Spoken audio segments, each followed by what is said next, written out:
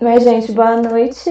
É, Eu sou moderadora, uma das moderadoras do Clube de Ciências de Terapia Ocupacional. Até então tá eu e uma colega. É, E a ideia é a gente postar essas lives uma vez por semana com vários professores convidados da UFMG. A gente vai estar tentando trazer professores de fora também. Então é importante que vocês deem sugestões, você falem com a gente depois na caixinha lá de mensagens no Instagram. Se tem alguém que vocês querem que chama, que vocês têm curiosidade, que a gente vai tentar entrar em contato. E é isso, não vou tirar mais tempo do Bruno não, né? Porque já perdemos 15 minutos aí com problemas técnicos. E é nóis. Vai lá, Bruno.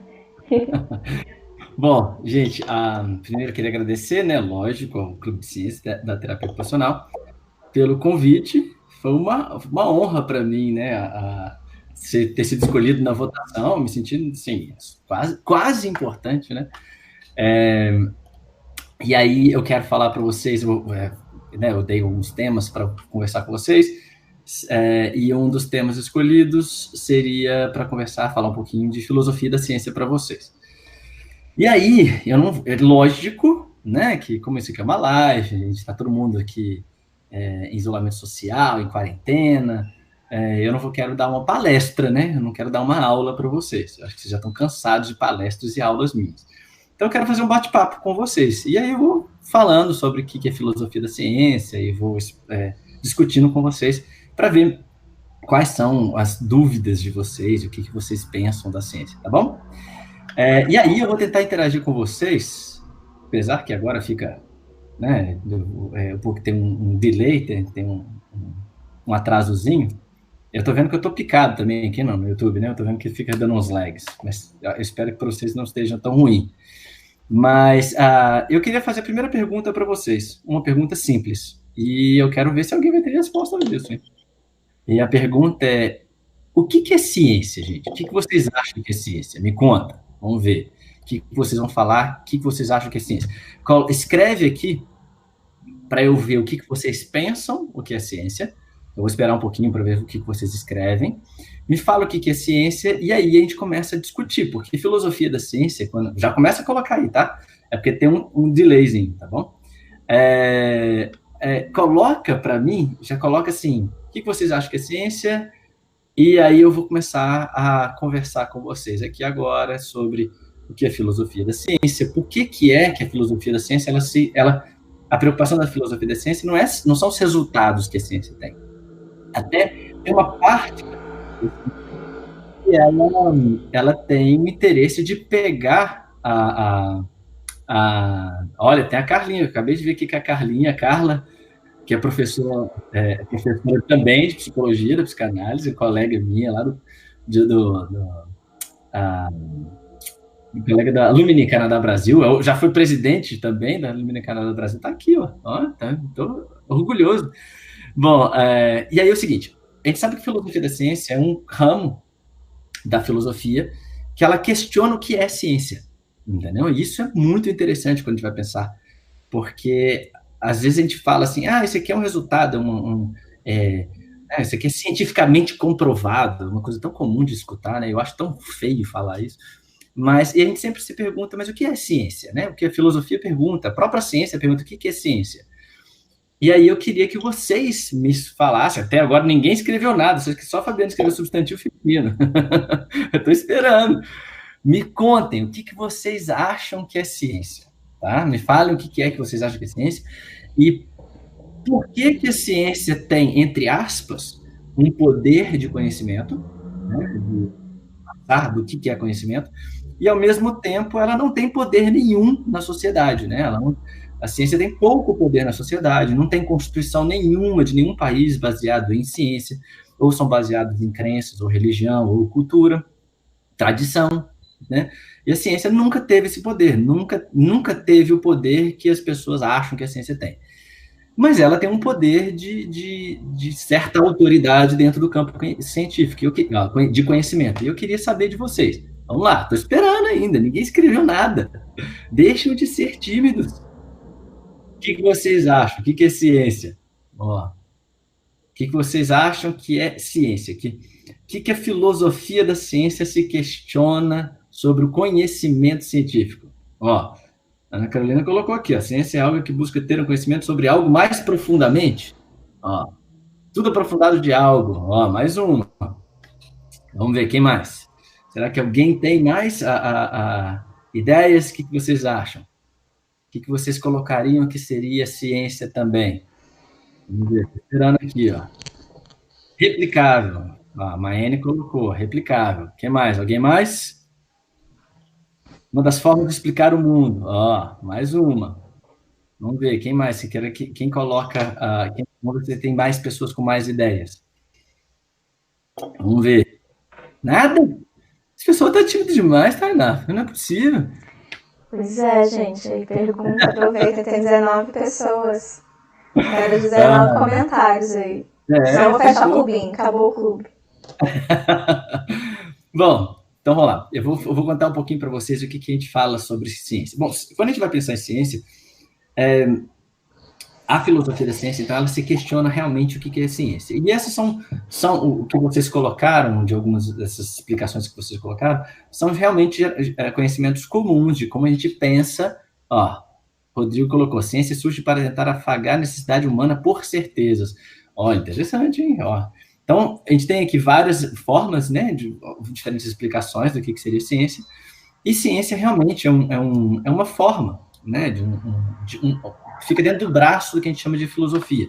Então, se a gente olha a filosofia como se fosse um guarda-chuva, a ciência, ela fica dentro desse guarda-chuva, né, dos tipos de pensar, de tentar explicar o mundo, né, ou tentar acessar o que é verdade, que é uma crítica grande que tem dentro da ciência, se é possível acessar o que é verdade. Então, quando a gente vai pensar em ciência, hoje, nós não temos uma definição, até hoje, nós não temos uma definição fixa do que é ciência. Tá? Essa é uma coisa interessante para a gente pensar. Porque às vezes a gente acha que a gente vai falar de que é ciência e acha que é uma coisa comum, que é automática na cabeça das pessoas. E não é. Seria basicamente, como, por exemplo, dentro da biologia, quando uma pessoa pergunta para um biólogo que é vida, dá tela azul. A gente não sabe nem explicar o que é vida. Você vai falar, por exemplo, vírus. Vírus é vida ou não é vida? Ou ele tem estágios que a gente chamaria de vida e outros estágios ele não é considerado vida. É difícil. Porque se a gente for parar para pensar, o vírus ele encosta, né? O coronavírus, por exemplo. O coronavírus ele vem aqui flutuando, tal, ele vai encostar na célula, tem uma proteína chama ECA2 ou ACE2, deve ser em português ou em inglês. Ele ancora, ele aqui não está mexendo nada, não tem metabolismo, não tem gasto de energia, não tem nada. Ele está ali, viral, encostou, essa cápsula encostou, aí ele ancora, injeta o RNA viral para dentro da célula, ou ele é engolido pela célula, e aí ele replica aquele material viral. Mas em nenhum momento ele tem gasto energético, em nenhum momento ele tem independência, entre aspas, entendeu? Isso é vida, mas ele faz a produção, e ele sofre seleção natural. Então, a gente chama isso de vida? É super difícil, para a biologia é muito difícil. Dentro da psicologia tem outros temas, outros conceitos que são difíceis de colocar, né? Igual consciência. Né? Existem várias e várias formas de conceitualizar consciência, ou sem ciência, que é outro, emoções. Gente, quando a gente vai falar de emoções, já é difícil pra caramba. Coitado, a Carlinha aqui, a Carla que é psicóloga, ela sabe, é difícil demais conceitualizar e colocar isso em prática, sendo que é difícil criar, até mesmo ter o conceito disso. A mesma coisa acontece com o que a gente chama de ciência. A ciência não foi uma coisa inventada que a pessoa faz um acabamento e fala, a partir desse momento nós temos o que a gente chama de ciência. Não.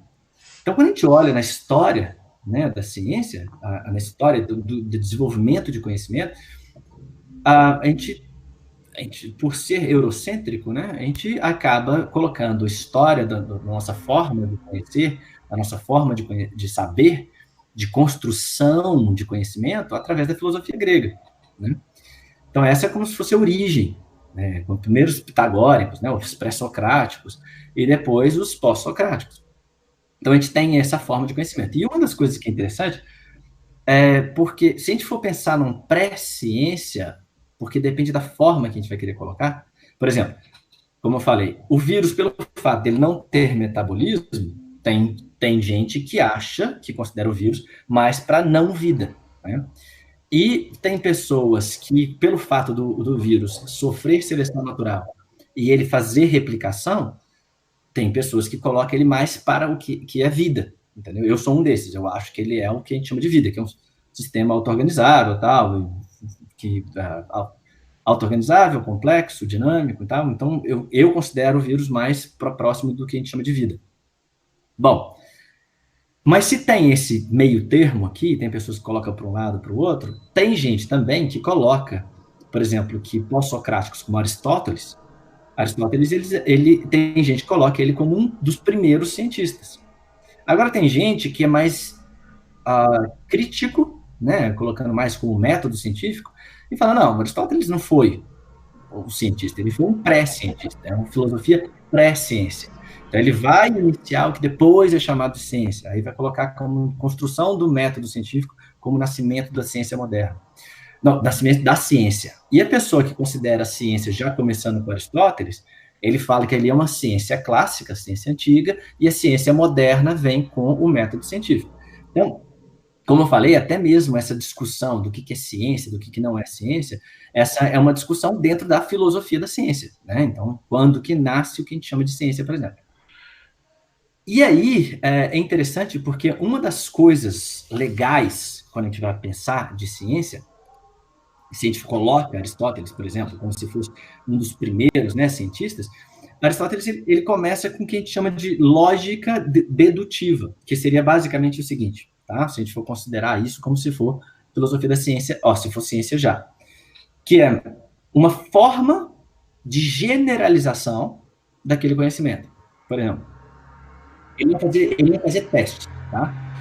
O Aristóteles, por exemplo, não tem um ponto que nós chamamos de método científico, é que você cria uma hipótese e testa aquela hipótese, tá? Então, a ideia mais ou menos aristotélica é, ele observa um fenômeno da natureza e aí ele deduz, faz uma dedução em cima daquela observação, e aí ele faz, a gente chama até de silogismo, tá? E aí, o que é interessante nesse aspecto é assim,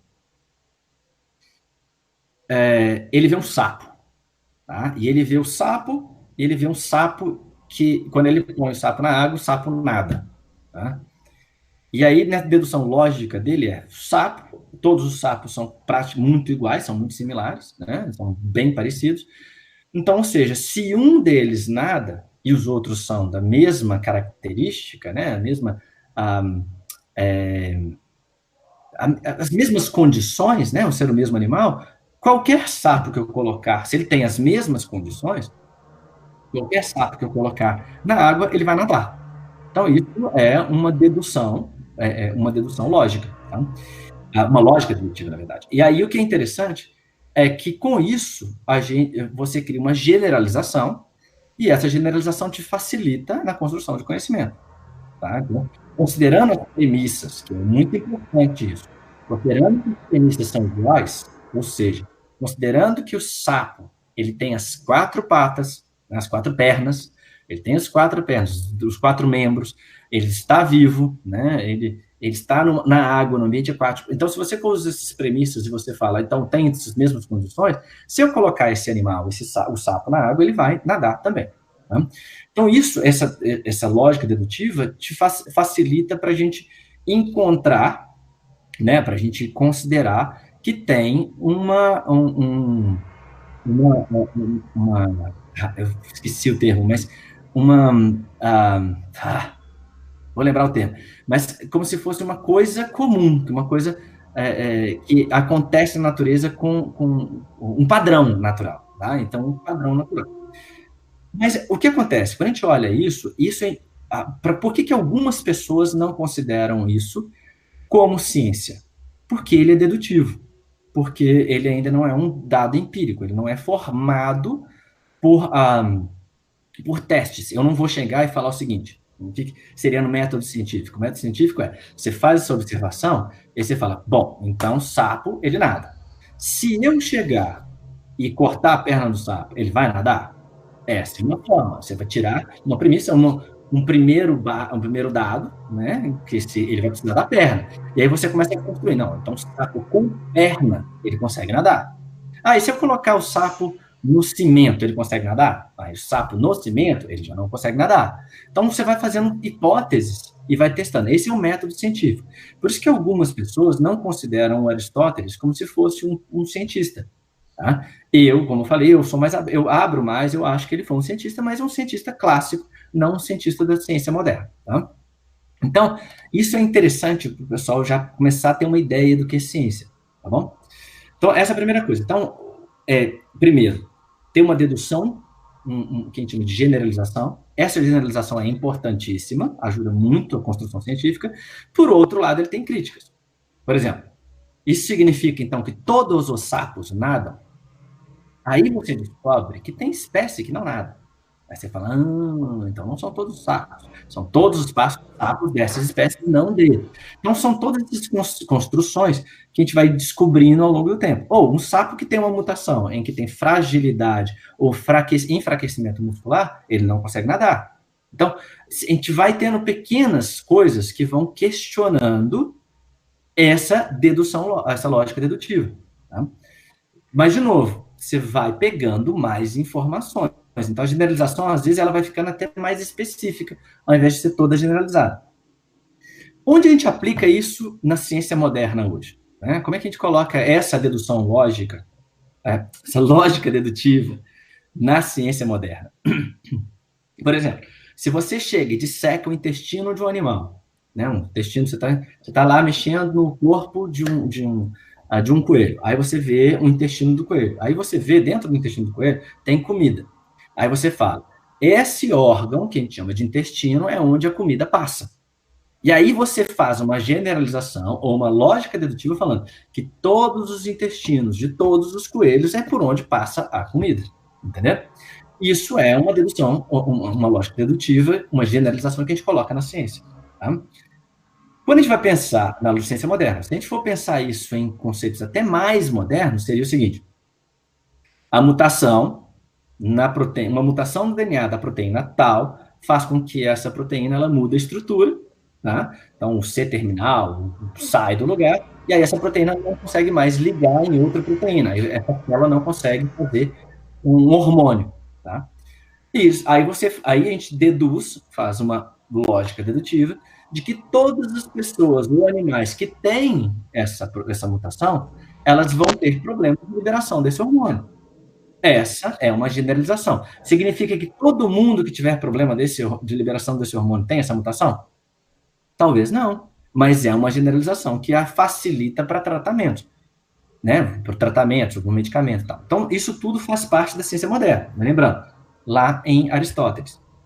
Bom, o que acontece? Ao longo do tempo, né, a gente passa aí por um período que a gente chama da Era das Trevas, né, que foi durante a Idade Média, e durante a Idade Média a gente perde um pouquinho, porque, por exemplo, Hipócrates, ele colocava que epilepsia, quem já teve aula comigo deve lembrar, né, quando eu conto desses casos. Hipócrates, por exemplo, ele falava que a epilepsia era uma doença natural, né, não era uma doença sobrenatural, né? Era uma doença do cérebro.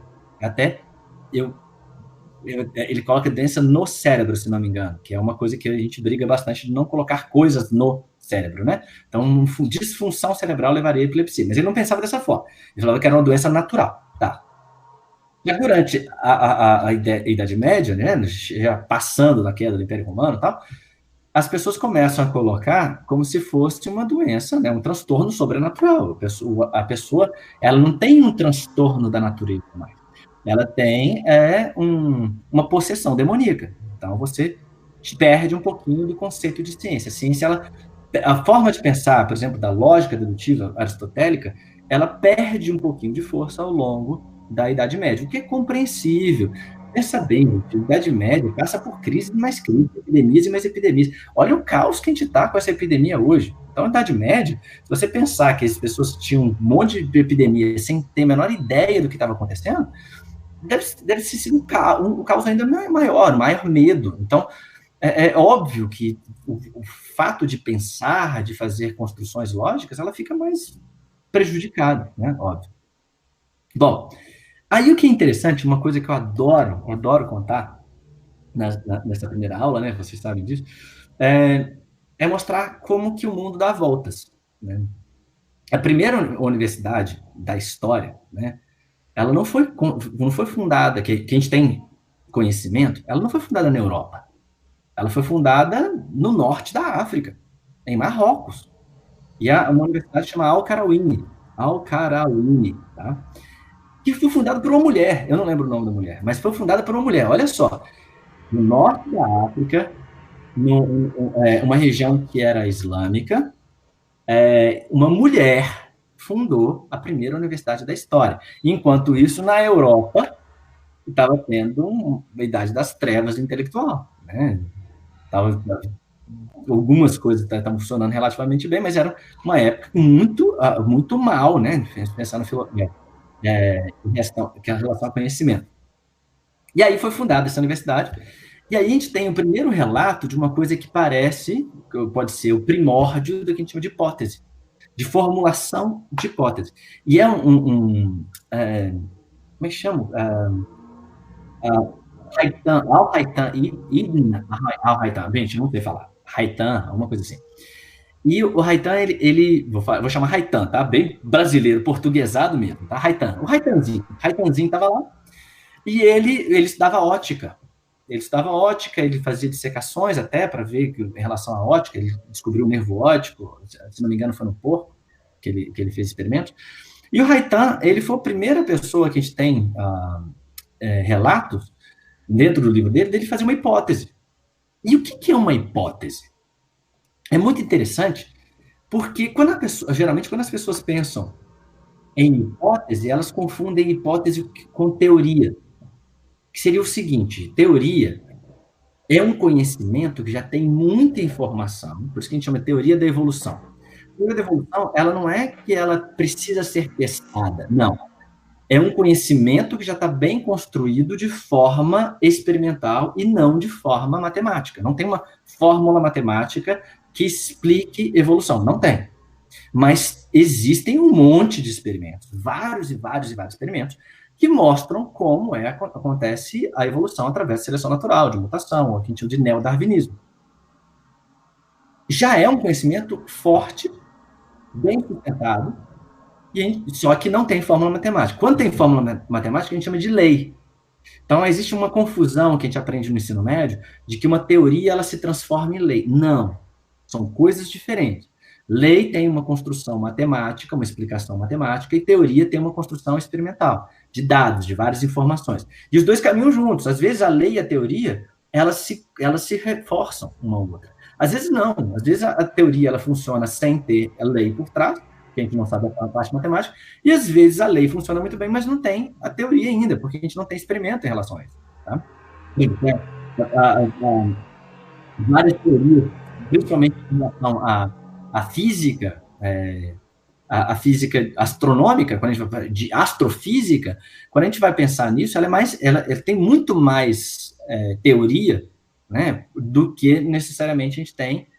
Tem muito mais leis físicas que às vezes até teorias, porque a gente não tem, a gente tem a matemática, mas não tem a parte da observação, da parte empírica. E algumas teorias, por exemplo, já tem mais observações, mas não tem essa forma matemática. Então são coisas diferentes, mas andam juntas e podem, obviamente, uma sustentar a outra também. E o que é hipótese? O que o Haytham ele traz de hipótese? O que ele coloca isso? Hipótese é o seguinte: pega um conjunto de premissas, né? Você pega um conjunto de informações e fala, baseado nessas informações, eu acho que isso acontece. Então, vamos lá, vamos pensar.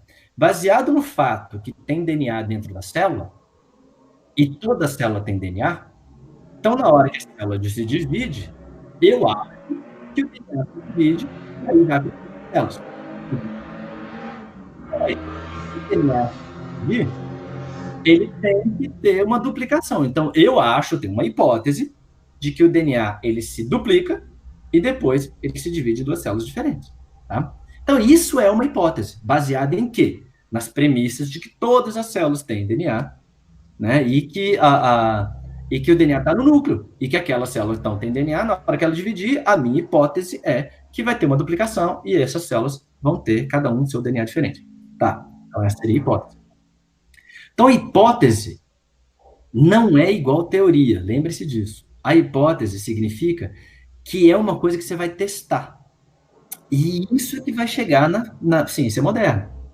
Então, a filosofia da ciência, ela se questiona isso. Tá? Porque, será que eu coloco, então, ciência a partir do Aristóteles ou a partir do Haytan ou do método científico depois da Revolução Científica? Tá? Então, esse é um questionamento que a filosofia da ciência tem. Essa é a primeira coisa. Bom, então quando a gente pensa, então agora nós temos aqui um método científico, nós temos a hipótese. O Haytan, ele levanta essa primeira ideia de que existe uma hipótese que você tem que testar. Mas, de novo, é pioneiro, ele está começando a ter essa ideia, então não tem muito o que a gente chama de método científico. Isso vem mais com Descartes. Né? E o René Descartes, ele traz mais o discurso do método científico, e depois o positivismo, né, que a gente chama de positivismo lógico, ele tem uma ideia de uma coisa mais empírica. Não, a gente tem que fazer, a gente vai construir, que é uma coisa diferente do idealismo. O idealismo é, eu consigo chegar na verdade, que é uma coisa mais platônica. Então, Platão, a ideia dele é, o que você enxerga não é a realidade. Tá? A realidade é o que está atrás do que você enxerga, é o mundo das ideias. Então, para o Platão, os sentidos te atrapalham a chegar na verdade. Né? Essa é uma ideia do Platão. Enquanto, para o método científico, não. Os sentidos são importantes, principalmente para o positivismo lógico, os sentidos são obrigatoriamente essenciais para chegar na verdade. Tá? Eu chamo isso, né, e não eu, né, dentro da filosofia da ciência, né, discussões da ciência, que os dois são naives. Os dois objetos de informação, as duas formas de pensar, são naives, são muito.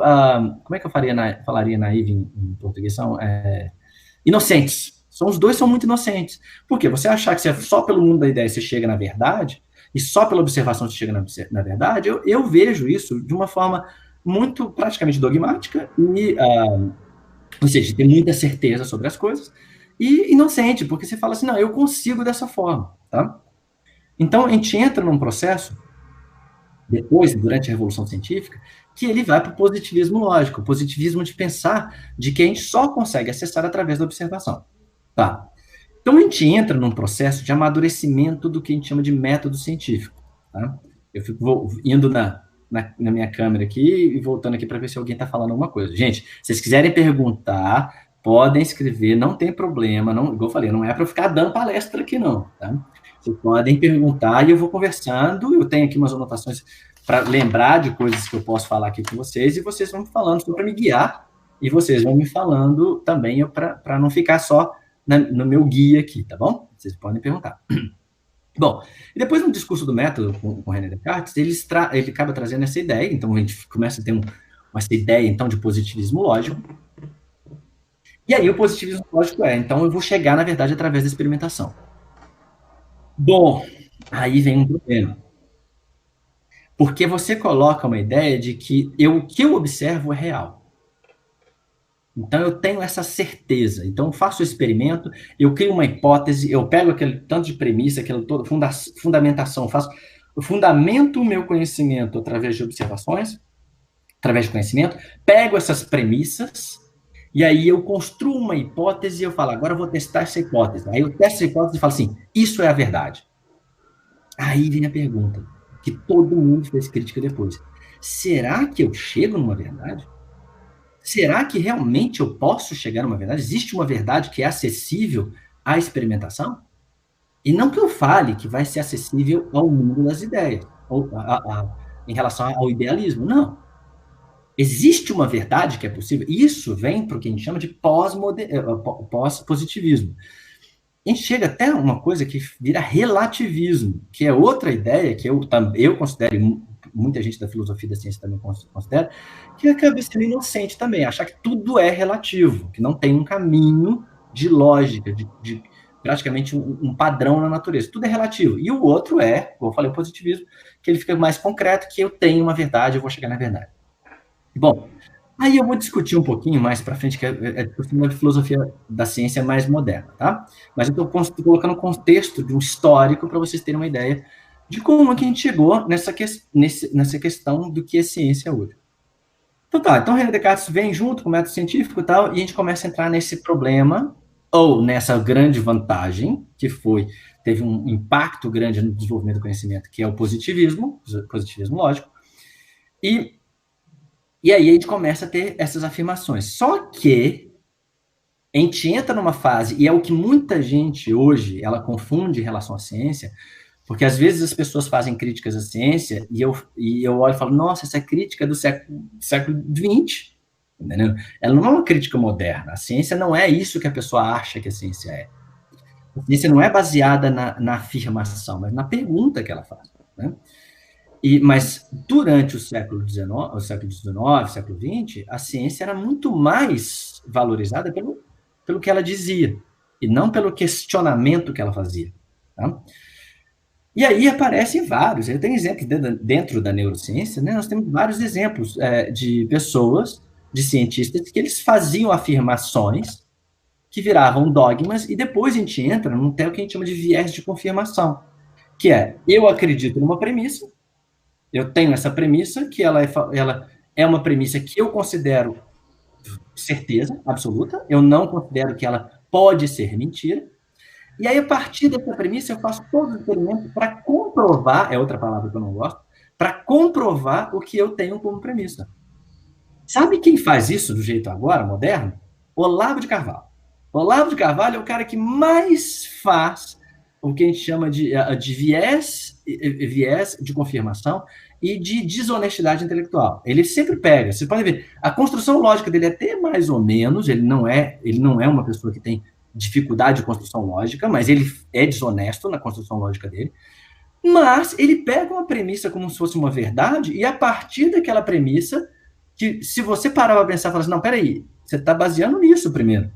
Aí ele faz a construção lógica acima daquilo. Vou dar um exemplo para vocês. Seria basicamente o seguinte, se eu chegar para vocês e falar o seguinte, olha, o deus Zeus, ele controla a sua vida. Ah, como é que você sabe disso? Não, porque você pode observar que tudo tem causa e consequência. E Zeus, ele colocou uma lei de causa e consequência, de que tudo que você faz tem uma consequência, e essa é uma lei de Zeus. Aí a pessoa fala assim, então beleza, então essa é baseado, eu vejo que tem causa e consequência, então isso é baseado em Zeus. Só que ninguém pergunta se Zeus existe. Por quê? Porque você se baseia numa premissa e você fala, isso é a verdade. É o que basicamente o Olavo de Carvalho faz. Ele pega uma premissa, joga a premissa e fala, a partir disso eu vou fazer a construção lógica. E aí ninguém pergunta, mas como é que você sabe que essa base, sua premissa, é o que está funcionando? E aí, obviamente, alguém pode falar assim, se você perguntar para uma pessoa que está utilizando essa construção lógica, você fala assim, mas como é que você sabe que Zeus existe? Aí você fala, porque tem um livro da mitologia grega que fala que Zeus existe. Aí você fala assim, mas como é que você confia nesse livro de Zeus? Esse livro de mitologia grega? Porque quem escreveu foi o enviado de Zeus. Aí você fala, mas como é que você sabe que Zeus existe? Porque está no livro. Mas como é que você sabe que esse livro é verdade? Porque foi Zeus que mandou escrever. Aí fica naquele raciocínio tautológico, baseado numa premissa de pura crença. E aí, se você coloca baseado nisso, é lógico, você pode construir uma lógica baseada em um viés de confirmação, colocando isso. Entendeu? Deixa eu ver aqui, alguém colocou aqui, ó. Você considerado dessa. Nossa, não. Essa é uma boa. Eu vou colocar isso mais para ver, viu, Nelly? Peraí, rapidinho. Mas depois eu posso, junto com você, a gente pensar nessa ideia. Eu não sei. Isso, eu tenho dificuldade ainda para pensar como se fosse método científico. Mas é uma observação de fenômeno. Bom, aí o que acontece? Então a gente tem essa ideia. Tá? Então, de que você tem que ter uma premissa, e o positivismo lógico, durante o século XX, ele colocava essas premissas. Vou dar um exemplo de um cara que chama Broca. tá? Paul Broca, ou Paul Broca, né? Então, Paul Broca, que é aquele famoso da área de Broca, que seria aquela região no cérebro, quem sabe, que tem uma integração de informações, que pega da área de Wernicke, ele tem todo um conjunto de neurônios que vai fazer com que a gente consiga movimentar os músculos debaixo da língua, os músculos, os músculos que movimentam a laringe, a faringe nesse caso. Então, essa região é uma região que tem integração de informação que faz com que a gente consiga falar. E o nome chama área de Broca, que foi o Broca que descobriu. Por outro lado, então essa é uma interessante, o Broca fez experimentos, ele viu que pacientes que tinham lesões nessas regiões, eles tinham dificuldade de falar, tinha afasia motora. Então, beleza, o Broca fez experimentos legais demais, mas ele tinha uma crença, e a crença dele era de que a gente tinha uma escala evolutiva, né, do humano. E o humano, depois que ele vinha, né, que ele passava pelos primatas e tal, aí ele tinha uma escala evolutiva, que era, primeiro o humano, quando ele saía do primata, do Ardipithecus ramidos, alguma coisa assim, lógico que eles não sabiam dessa informação na época, ele falava, primeiro o homem ficava negro, depois asiático, se não me engano, negro, asiático, indígena, e depois, no auge do pico da evolução, ele era caucasiano, ele era branco. Ou seja, ele tinha um viés racista em relação à evolução do cérebro, à evolução do humano, tá? E aí o que acontece? Broca, ele faz o seguinte, então, baseado nessa premissa que ele não tinha nenhuma informação que sustentasse essa premissa dele, mas era uma premissa de positivismo lógico. Tá? E ele usa essa informação e, baseado nessa premissa, ele fala, vou mensurar o cérebro de pessoas, a cabeça, o crânio do cérebro de pessoas brancas, negras, asiáticas e nativas indígenas, e vou demonstrar isso. Ele tem um viés. Ele tem um viés de confirmação. A sorte que, pelo menos, ele foi honesto. E ele viu que não tinha diferença. E até um dos ídolos dele, que era um cara branco, ele tinha um cérebro menor que muitos cérebros de pessoas negras. E aí ele perdeu, ele quebrou esse paradigma. A mesma coisa aconteceu com a mulher. Ele achava que o cérebro de mulher era menor que o de homem, que mostraria que a mulher teria menos inteligência que o homem. Broca, Paul Broca, o gênio Paul Broca. Mas ele tinha essa ideia de positivismo lógico, tá? Ele nasceu, ele tinha esse viés de confirmação. Bom, isso é interessante porque entra numa fase que aí é o nascimento da filosofia da ciência. Porque ciência, como ela tinha esse poder de fazer experimentos, imagina, gente, você passa por uma fase de experimentação, ou da física, né? Ou da química, com descoberta de átomos, de proporção de elementos, e você consegue separar elementos, e aí depois você vê na fisiologia que você começa a ver que tem enzima de digestão, você começa a ver que sai ar quente e muda o componente químico do ar que entra no pulmão e depois sai. Você começa a descobrir que existe uma coisa que chama respiração. Olha que coisa fantástica. E aí, com toda essa coisa, essa loucura, que a pessoa está super empolgada em relação a isso, algumas pessoas começam a fazer críticas. E essa é uma fase que começa a nascer o que a gente chama de filosofia da ciência, então. Então, o método científico, a ciência, né, que a gente ainda tem dificuldade de definição, mas mesmo tendo essa dificuldade, a gente vê ciência como nascendo, podendo nascer mais ou menos no Aristóteles, ou mais com Reitan e o método científico de René Descartes, e depois a gente vê o nascimento do método científico, começa a entender como são os métodos, como é que fazer controles de experimentos, desenho experimental começa a ficar muito bem elaborado, mas depois entra uma fase do nascimento da filosofia da ciência, que aí é uma coisa de questionamento até chega na verdade ou não chega na verdade. O quão confiável é a ciência? Qual que é o propósito da ciência? E o pessoal da filosofia da ciência já começa a questionar. E um deles, um dos pioneiros na filosofia da ciência, um dos grandes filósofos da ciência que revolucionou a forma de a gente pensar sobre o que é ciência, chama Karl Popper. E o Karl Popper, ele é muito interessante porque o principal, quando você, né, o livro dele é gigante, né, a lógica da ciência, Se você mastigar e você chegar a espremer, você vai pegar uma coisa, uma crítica ao positivismo lógico, que é interessante, que é, ele fala o seguinte, como é que eu vou separar as coisas em cima do que é premissas falsas, ou premissas que são com viés ideológico, que é um viés de eu acredito, então eu vou provar que existe Zeus ou qualquer outra coisa, baseado no que eu acredito, ou uma coisa que eu vou pegar uma premissa de que ela é sustentável. Tá? Como é que eu vou separar o que ele vai chamar de ciência e pseudociência? E ele constrói um raciocínio muito interessante, que é que a gente coloca hoje o nome, que a gente fala que é uma das bases da ciência, que chama falseabilidade. O que significa falseabilidade? Só pode ser científico se dá para você verificar, se dá para você testar, se dá para você mostrar que aquilo pode ser falso.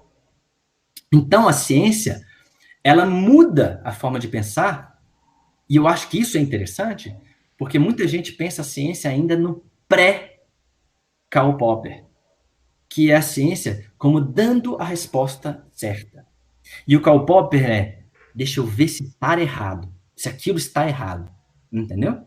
Muda a forma de pensar. Então, ao invés de você chegar e ter uma ideia de eu tenho que provar aquilo que eu acredito, agora deixa eu ver se aquilo que eu falei está errado. Olha que sacada genial, olha que evolução da forma de pensar do método científico. E o Karl Popper, ele traz isso, ele traz então o seguinte, eu vou testar isso, se ele conduzir, se eu testar essa hipótese e aquilo aparecer, então aquilo é mais próximo da verdade, entre aspas. Então, ele cria uma ideia, eu vou testar, e só aquilo que é testável pode ser científico. Importantíssimo. Faz uma distinção interessante entre ciência e pseudociência. Tá? Então, por exemplo, astronomia de astrologia. Né? Astrologia não dá para testar. Você não tem como você testar. Não dá para você pegar o astro, mudar de posição e ver se aquilo vai alterar o comportamento de uma pessoa. Não dá. Não tem jeito. Aí você fala, não, mas aí tem um jeito de você olhar ao longo do tempo. Pois é, continua não batendo. A gente vê que média e mediana muda completamente o comportamento. Não dá para mudar o comportamento. Mas dá para testar isso? Não dá. Não dá para mudar a posição dos astros e fazer isso. Então, a astrologia não é ciência. Não tem jeito. E outras coisas também, né? A gente vai vendo. Não tem jeito. Se não tem jeito de testar, não tem jeito de ser científico. Então, essa hipótese falseável, ela é importantíssima para ser ciência hoje. Aí que vem uma outra pergunta, que aí é a crítica em relação à própria teoria, à própria filosofia da ciência, colocada e questionada pelo Karl Popper.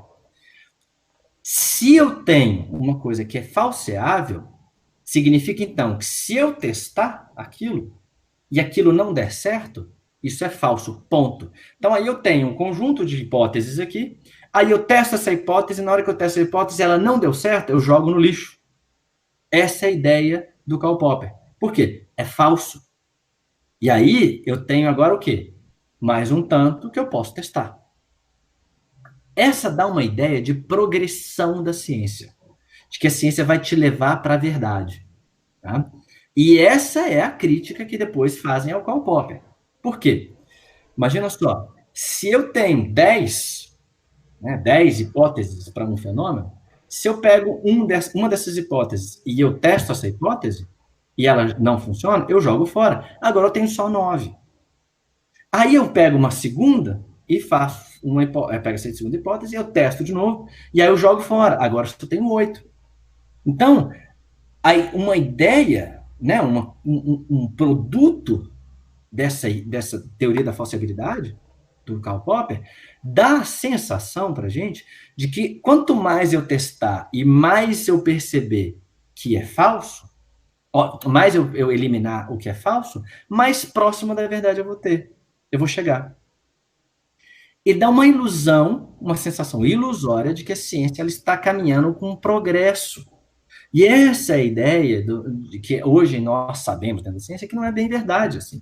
Nós temos outras coisas que eu vou contar ao próximo autor, que é o Thomas Kuhn, que ele fala de revoluções científicas. E aí eu vou dar alguns exemplos modernos em relação a isso. Mas pro Karl Popper, se você testa e não funciona, você joga fora. Exemplo, vou colocar dentro da evolução, que é o mais fácil para eu achar exemplos e eu consigo explicar melhor. Ah, se eu colocar Darwin contra o Lamarck, né? Darwin, ele mostra a hipótese dele, depois ele testou várias e várias vezes.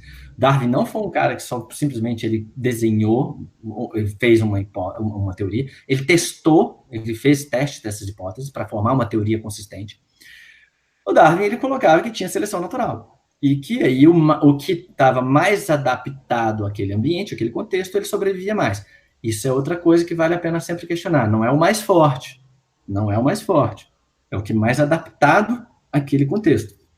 Por exemplo, animais sociais, igual o humano e outros animais, nem sempre o mais forte, mas aquele que é mais fácil, inteligente de integrar as informações de um contexto de grupo, ele sobrevive mais do que aquele que vive sozinho e é mais forte. Então, a força de um grupo de animais não é a sua força física. A vantagem dele é ter vários cérebros trabalhando juntos em conjunto em favor de um grupo. Entendeu? Isso não significa ser o mais forte. Tá? Bom, então Darwin coloca isso. Então é por seleção natural. Lamarck colocava que era o seguinte: você se esforça, você pega essa informação do ambiente e insere no seu organismo e aquilo passa para frente. Então seria basicamente aquela ideia da girafa, que ela se esforça, esforça, esforça, e aí, obviamente, pelo esforço dela, ela ganha essa característica, né? E aí ela fica um pescoço mais longo, e isso passa para a próxima geração. Então, quanto mais as girafas forem se esforçando, mais elas vão ganhando aquela característica e maior vai ficando o pescoço dela. Quem dera, né? Se fosse assim, né? Mas não é assim. Então, o que acontece?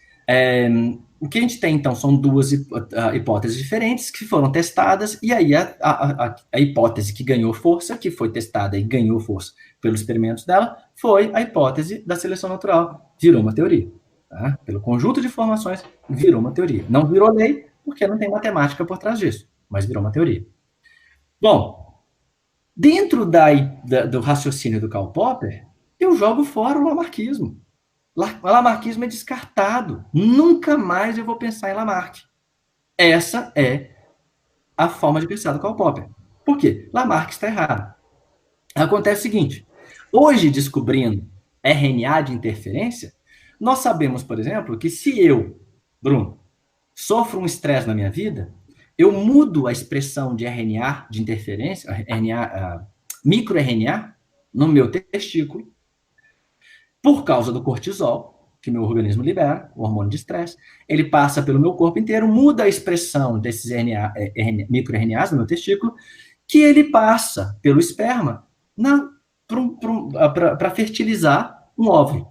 E aí o meu filho ou a minha filha vai ter a influência genética, que é do meu DNA, que é evolutivo, mais a influência do meu microRNA, que foi modificado de acordo com o estresse que eu sofri na vida.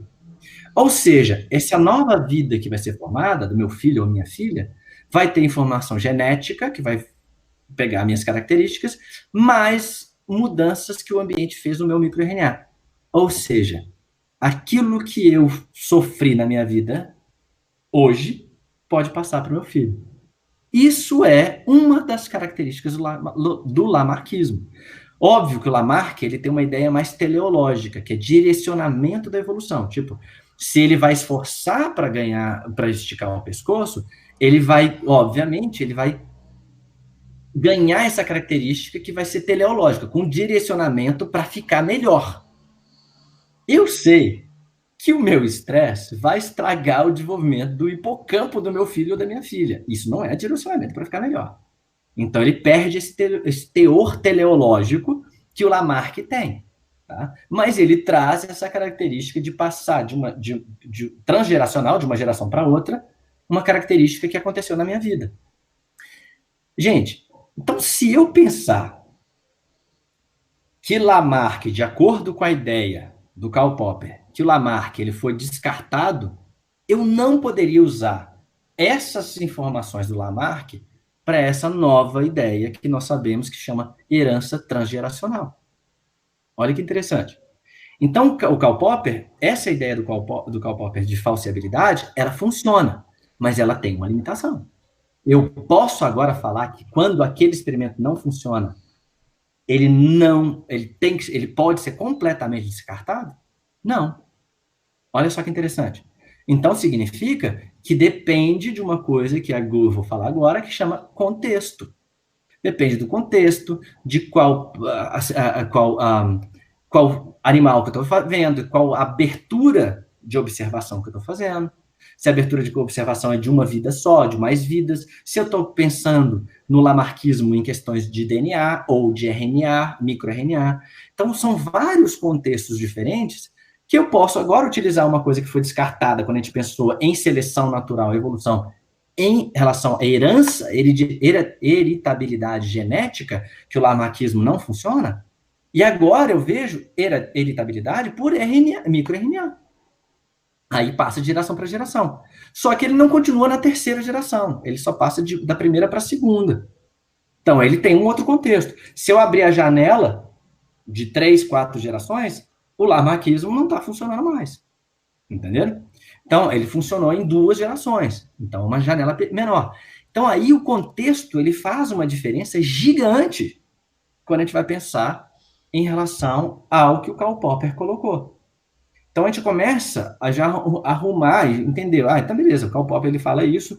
Falseabilidade, ou seja, para uma coisa ser científica, ela tem que ser falseável, beleza? É um paradigma, é um conceito filosófico que hoje a gente considera bem, já está bem considerado, bem sustentado na ciência, mas aquela ideia de que eu descarto aquela informação e ela nunca mais vai ser utilizada, não funciona. Ela pode ser reutilizada num outro contexto diferente. Então, ele perde essa ideia de que as pessoas até colocavam que seria mais quase que o neopositivismo. Então, aquele positivismo de que estava direcionando, agora ele poderia ser direcionando, reeliminando as coisas que não funcionam, e aí seria mais que quase que um neopositivismo. Tá? Então, tem todo esse processo. E aí vem essas críticas, que são de vários outros filósofos da ciência, né? Nós temos vários em relação a isso. Um deles é o famoso Lakatos, que ele é mais relativista, ele é mais anárquico, ele não acredita nem no método científico, e ele tem uns questionamentos interessantes. Tá? Tem até um outro que eu sempre guardo, esqueço o nome dele, que é Feyerabend. Feyerabend. Eu não sei como é que fala o nome dele. Então, eu vou inventar aqui, como se eu soubesse falar. Feyerabend. Feyerabend, não sei. Aí, na hora que Feyerabend ele coloca, ele é mais anárquico ainda, em relação ao método científico. Ele fala, não, qualquer método é científico. E como eu falei, ele chega a ficar inocente para o relativismo, tá? Ele fica, qualquer conhecimento ele vai ter uma validade. Tá, ele pode ter uma validade quando a gente vai pensar em contextualidade, talvez social, alguma coisa assim, mas não dentro do método científico, sem construção de conhecimento que a gente vai considerar como ciência, tá? Não que seja mais importante que os outros, mas ele tem um método. A gente tem que considerar esse método quando a gente vai conversar do que é ciência, tá? Então, a gente tem essas ideias. E aí entra num cara que ele revoluciona. Primeiro, então, um dos caras mais fortes, estão lembrando, Aristóteles, quando a gente vai pensar no silogismo, né, na lógica dedutiva, quando a gente vai pensar no método científico, né, então a gente pensa na René Descartes, ou vai pensar até mesmo no Haytham, e a gente vê o positivismo, né, então o empiricismo, que é forte, e também o idealismo, que também tem uma influência forte, né, na construção do conhecimento, e a gente entra num outro cara. Vem o Karl Popper, que ele dá essa ideia, não, se não é testável, não dá para ser ciência, né? E a gente entra num outro cara que também tem um papel fundamental nisso, nessa construção do que a gente chama de filosofia da ciência, que é Thomas Kuhn. E Thomas Kuhn ele escreveu um livro que chama Estrutura das Revoluções Científicas, que eu falo para todo mundo tem que ler esse livro. Esse livro, ele faz com que a gente repense o que é a ciência, e é uma forma assim, da gente, ao invés de endeusar a ciência, a gente considera a ciência com mais realidade, tá? Um realismo científico melhor. De que ele faz? Ele coloca a ciência dentro do contexto cultural social. E isso é importantíssimo, porque a ciência a gente vê que ela não é uma certeza absoluta, ela tem suas limitações e ela tem as suas vantagens, que é o método científico. Tá? E aí eu vou depois entrar até nessa ideia para vocês. E o que é legal disso? Quando a gente olha Thomas Kuhn ele faz o seguinte, eu vou tentar fazer aqui sem o meu slide, né? Eu vou tentar colocar, desenhar na minha cabeça aqui. Vamos ver se vocês conseguem entender. Deixa eu ver aqui. Não dá. Não dá para inventar uma coisa. Mas seria basicamente o seguinte. Imagina que essa parte aqui, eu vou fazer um círculo aqui, assim, tá? Essa base do meu círculo aqui é um método científico. E aí aqui eu tenho instrumentos, tá bom? Então, todo fenômeno da natureza, eu vou ter que utilizar instrumentos, que é a base da revolução científica, instrumentos para testar. Qual que é a vantagem do instrumento? Ele deixa objetivo o método científico. O que significa? Se eu quero estudar se aquilo tem cor azul ou uma cor verde, eu vou fixar em 366 nanômetros do lambda, da curva, né, do comprimento de curva de uma onda, né, uma onda de luz eletromagnética. Na hora que eu vejo fixo esse lambda, eu vou falar assim, não, vai ser 366 ou quase 380 nanômetros, então eu quero pegar esse comprimento de onda, tá? E aí, a partir disso, eu quero ver se esse fenômeno aqui ele é verde ou não é verde. E aí eu jogo, então, um detector, um instrumento. Esse instrumento vai ler esse fenômeno, então ele vai ler e vai fixar. Só vou detectar 366 nanômetros. O resto eu vou ignorar. Então eu não vou ter um viés do cientista. Por exemplo, se uma pessoa ela é daltônica e ela não consegue identificar o 366 nanômetros, ela vai falar, não tem, é zero, não acontece nada. Agora, se uma pessoa tem o receptor e ela não é daltônica, ela vai falar, não, tem sim. Como é que você vai falar que um ou o outro está certo em relação ao fenômeno? Não tem jeito. Por quê? Porque o instrumento, o corpo humano, ele é todo cheio de variações. Então, o que a gente coloca? A gente fixa um instrumento. Né? Então, eu vou colocar aqui o detector de comprimento de onda. Então, ó, a base da ciência vai ser o instrumento aqui. Aí, o que acontece? Eu faço a leitura desse fenômeno, aí eu construo uma hipótese e falo, não, beleza, então esse fenômeno, se eu pegar esse fenômeno e virar ele de lado, ele não vai mais refletir esse comprimento de onda. Vamos testar? Vamos. Então, ó, fiz assim, refletiu? Não refletiu mais. Beleza, então essa hipótese é, quando o fenômeno ele está dessa forma, ele reflete o comprimento de onda. Quando ele está assim, ele não reflete. Aí esse instrumento não consegue detectar mais. Então a hipótese agora foi confirmada. Beleza? Beleza. Então tá bom, fez o teste. Vamos testar agora um outro? Vamos colocar esse aqui agora. Na hora que eu faço assim, ele detecta? Detecta. E quando eu faço assim? Não detecta mais. Beleza. Então tá construindo uma ideia, testando essa hipótese em vários fenômenos diferentes, em vários contextos diferentes, e beleza. Então agora, dentro desse contexto, fazendo esses experimentos, nós temos a construção de uma coisa que a gente vai chamar de paradigma. Então não é dogma. Dogma é uma coisa que você tem certeza e você não testa. Então, vários dogmas existem na vida. Né? Vários. Por exemplo, a existência de Zeus é um dogma, porque não dá para testar. Tá? E um paradigma? Paradigma não. Paradigma eu pego um fenômeno, testo várias e várias vezes, aí vai construindo, e aí eu vou mudando um pouquinho, vou fazendo, tá, e se eu colocar ele mais em diagonal assim? E agora assim? Será que ele vai? E se eu fizer assim? E se eu fizer nesse ângulo? E se eu fizer nesse ângulo agora? Então, você vai testando várias formas diferentes e aquilo vai construindo o que a gente chama de paradigma. Então, paradigma é um conhecimento construído baseado, de novo, no instrumento. Eu preciso do instrumento para construir esse conhecimento e aí, baseado nesse contexto que depende desse instrumento, eu faço um paradigma. Beleza? Bom, só que aí na hora que eu estou fazendo isso, aí eu pego um objeto assim. Aí, na hora que eu falo, não, tá beleza, então a gente sabe que se eu fizer assim, ele não reflete, e assim ele reflete. Se eu pegar outro, se fizer assim, ele não reflete, assim ele reflete.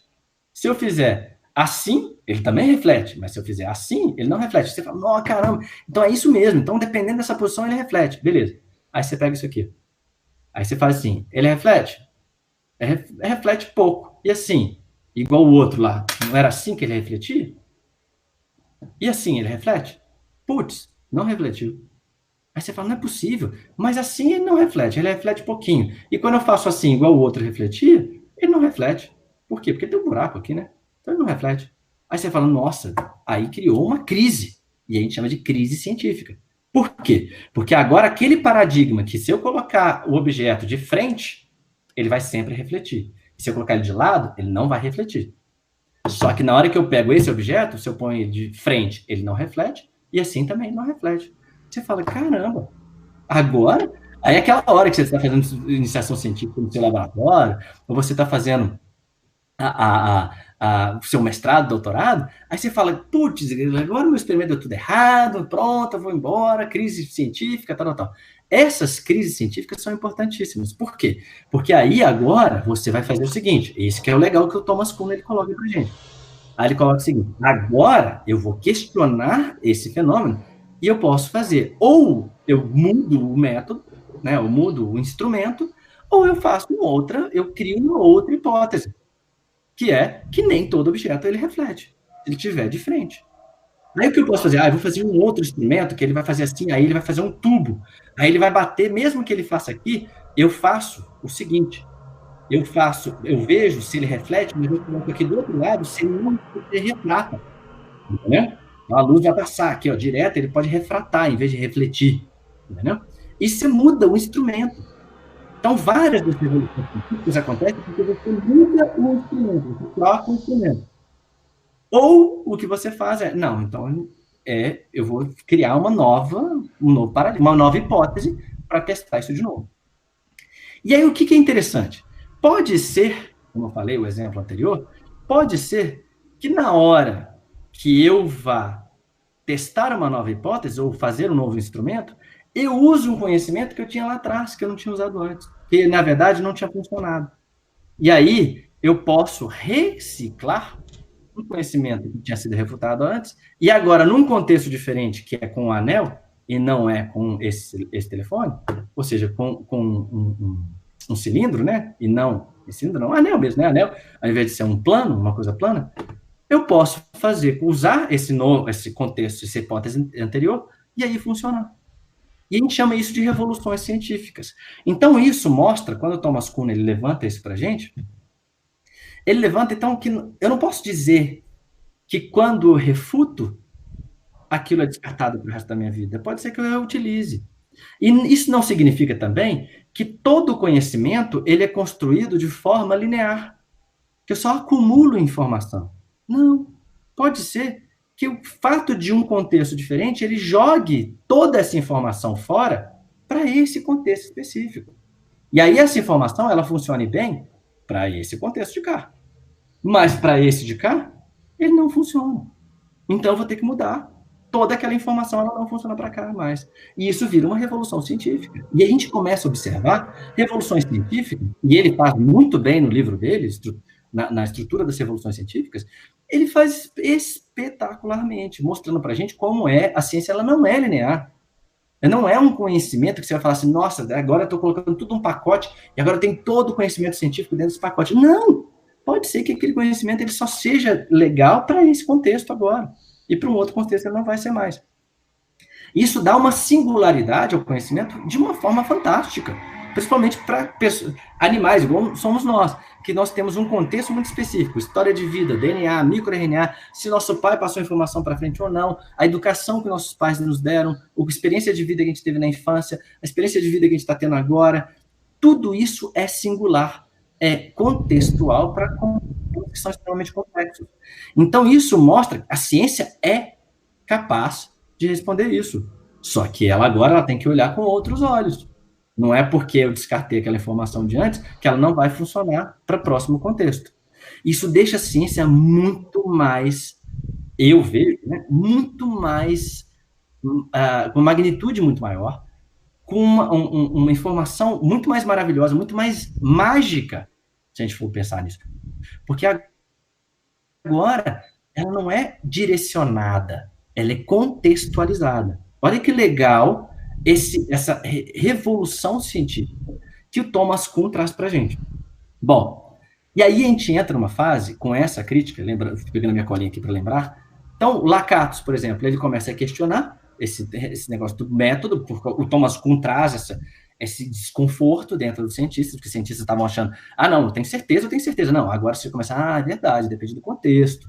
Então, por exemplo, por que o remédio dá efeito colateral para algumas pessoas, não dá para outras? Por que o remédio ele funciona para 70% para 80% das pessoas, mas não funciona para outras. Igual o antidepressivo. Por que ele funciona para uma parcela grande da população, mas não funciona para outras? Por que algumas pessoas com antidepressivo têm sintomas, efeitos colaterais e outras não? Porque você vai entendendo, é contextual, de acordo com o DNA da pessoa, do histórico da pessoa, do DNA do fígado da pessoa, se aquilo vai metabolizar o remédio muito rápido ou não. O DNA que está no cérebro da pessoa, da proteína do cérebro da pessoa, se vai fazer o remédio ligar mais forte ou não. A experiência de vida da pessoa, se vai mudar aquela conexão ou não no cérebro. Então, tudo acaba sendo muito contextualizado. E isso deixa mais interessante. Bom, e aí a gente entra no que a gente chama hoje de pós-positivismo. E o pós-positivismo, ele considera isso. Então, a ciência, um cientista hoje, quando ele é bem treinado, ele acaba sendo mais pós-positivista. Ele entende isso, ele entende o valor do método científico, ele entende o valor do desenho experimental, ele entende o valor do instrumento, ele entende o valor da objetividade do instrumento, mas ele entende as limitações. E aí eu entro numa outra coisa que eu quero falar para vocês, antes de começar a perguntar mais coisas, dar uma lida aqui no que vocês colocaram aqui de perguntas e de comentários, a ciência, eu posso chamar a ciência de objetiva? Ou eu posso falar que ela é subjetiva? Não sei. Na verdade, hoje a gente coloca que ela é os dois. Depende de onde eu vou colocar a pergunta. Se eu colocar a pergunta, o instrumento científico, o instrumento que eu uso, ele é objetivo ou ele é subjetivo? Ele é objetivo. Por quê? Porque eu coloco um detector, igual eu falei, de 366 nanômetros, e ele só vai detectar 366 nanômetros. Ele é objetivo. Mas quem escolheu qual o comprimento de onda? Por que eu escolhi 366 nanômetros e não escolhi 640 nanômetros? Lá para o vermelho, por exemplo. Por quê? Para o violeta, né, na verdade. Por que eu não escolhi 640 e por que eu escolhi 366 e não o 640?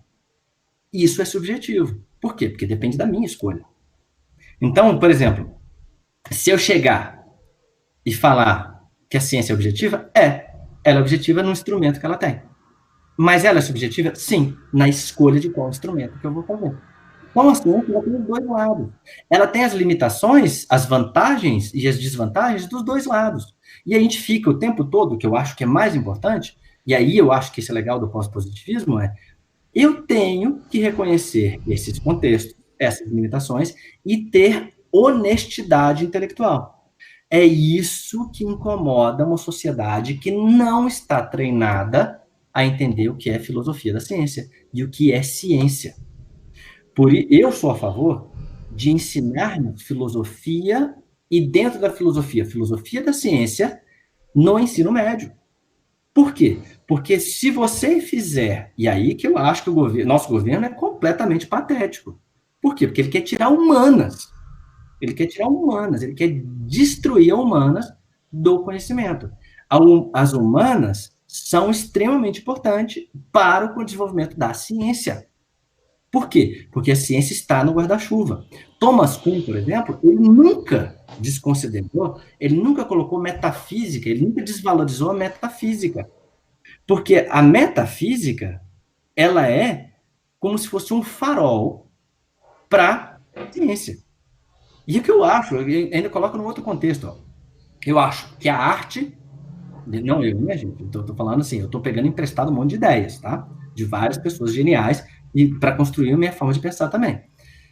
Mas a gente vê a arte como um farol para a filosofia, porque a arte tem liberdade de especular, de brincar e de usar o que ela quiser. E aí a arte, ela acaba trazendo questões filosóficas, por exemplo, cinema, quadro, livros de ficção científica, todos eles usam a arte para trazer questionamentos completamente, Salvador Dalí, pensamento onírico, sono, alguma sonho, você pega uma arte, traz aquilo, a filosofia pega aquilo como farol e começa a fazer construções lógicas, construções de conhecimento filosófico por trás da arte, e aí a ciência depois ela fala, poxa, a ciência ela tem mais correntes, que são o método científico, e fala, agora deixa eu testar se aquilo da filosofia, se aquilo tem um conceito, uma coisa que eu posso fazer empiricamente, ou dentro do método científico. Então, a filosofia, ela acaba sendo um farol para a ciência em si. E isso é interessante quando a gente vai pensar nisso. Então, que a Humanas, ela traz isso para a gente. E aí, faz uma meta-análise, né? Você faz uma coisa meta. Deixa eu fazer a filosofia em cima da filosofia da ciência. Deixa eu questionar o que é ciência. Deixa eu questionar o que é o método científico. Deixa eu questionar se o método científico ele é tão forte, concreto, como as pessoas acreditam que seja. Então, ensinar no ensino médio, para esse momento, então, que a gente está nesse momento de pós-verdade absurdo, que eu até olhei aqui, vou falar, quem foi? Letícia, viu, Letícia, que você fez essa pergunta aqui, ó, da pós-verdade.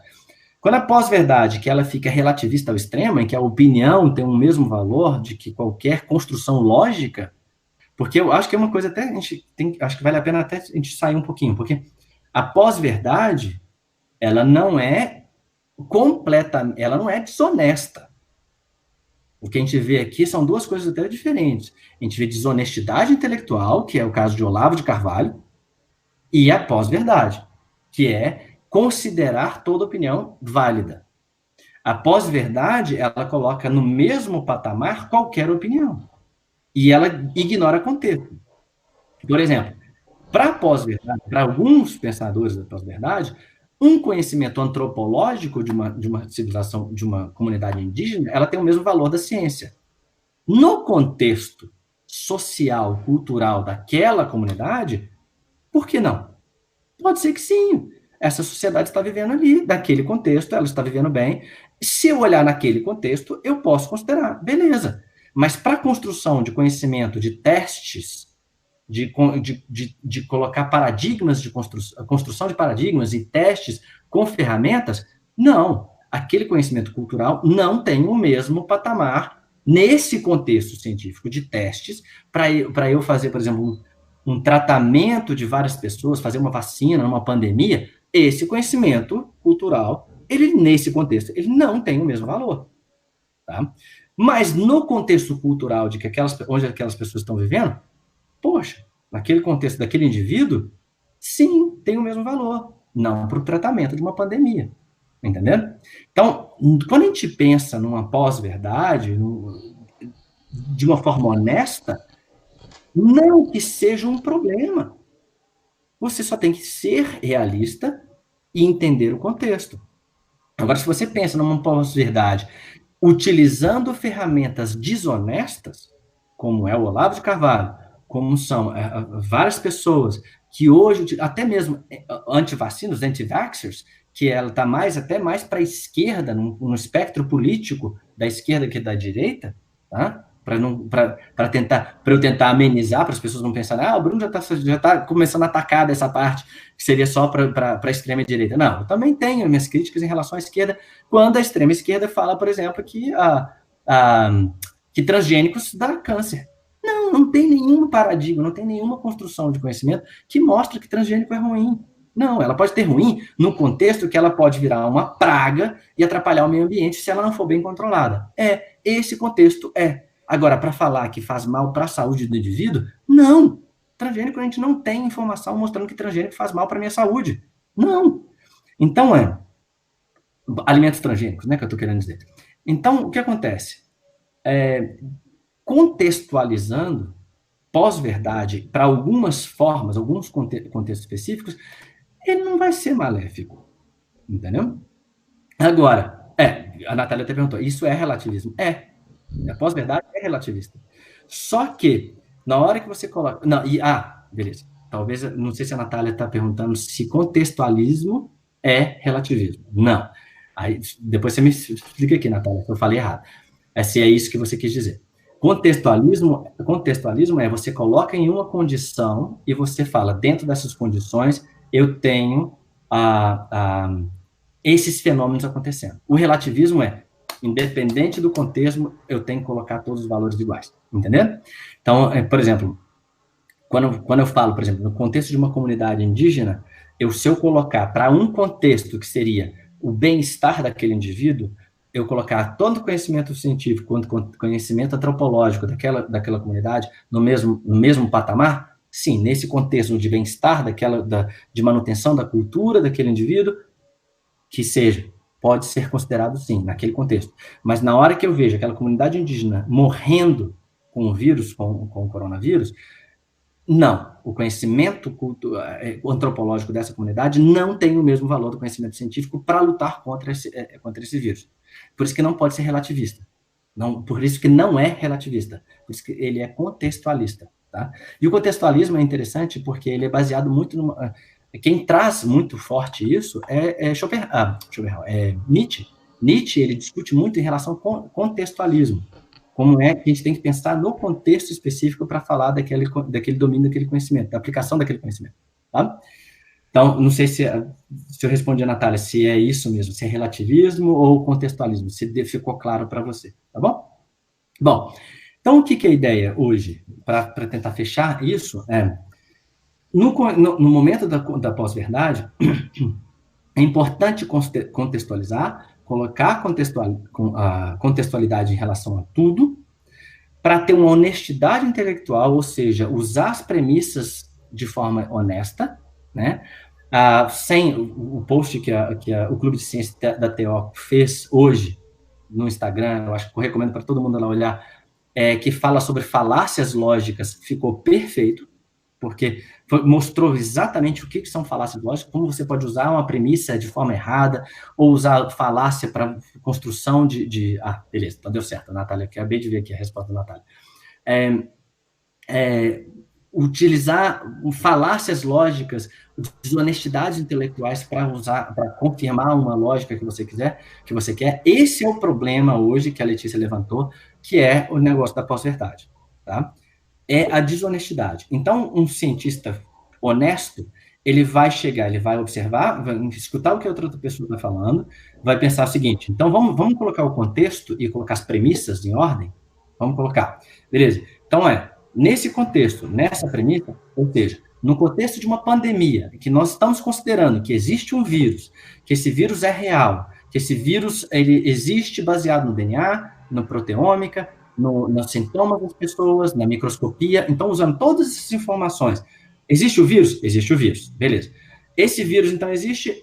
E o que eu sei que pode combater esse vírus? Esse vírus infecta como o corpo humano? Ele infecta porque ele liga nesse receptor e ele pode ser engolido ou ele pode injetar o RNA viral para dentro da célula. Beleza. Então, a gente está contextualizando ainda. Contexto de naturalização. A gente está vendo um sistema físico e ele funciona dessa forma. Beleza. Tem como tratar? Tem. Como? Não sabemos. Então vamos testar? Vamos. Tem a cloroquina. Caramba, cloroquina, mas cloroquina só muda o pH, só atrapalha o pH na hora que engole o vírus. A gente vai testar isso mesmo?